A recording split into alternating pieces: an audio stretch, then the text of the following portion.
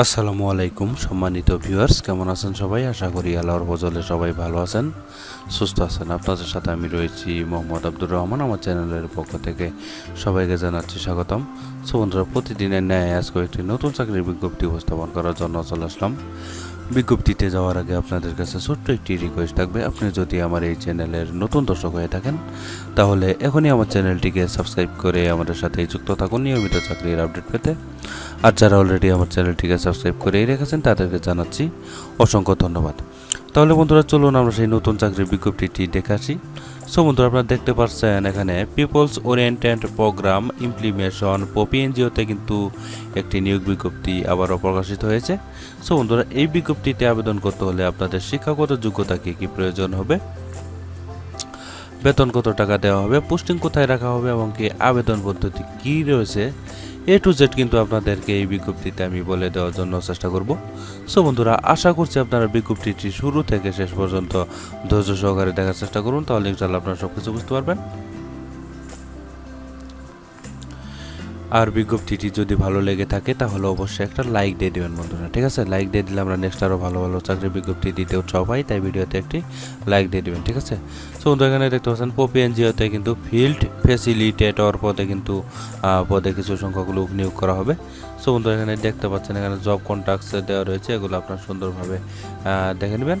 এবং কি এখানে প্রকল্পের মেয়াদ হচ্ছে 31শে মে 2023 তারিখ পর্যন্ত প্রকল্পের মেয়াদ। সো বন্ধু, এখানে জব রেসপন্সিবিলিটিস দেওয়া রয়েছে, দেখতে পাচ্ছেন গণসচেতনতা বৃদ্ধি কার্যক্রম বাস্তবায়ন, এখানে কমিউনিটি পর্যায়ে সংযোগ ও সমন্বয় সাধন এবং বিভিন্ন বিদ্যালয় ব্যবস্থাপনা কমিটির শিক্ষকদের সাথে যোগাযোগ ও সমন্বিত কর্মসূচি গ্রহণ, এগুলো আপনাদের এখানে কাজ করতে হবে।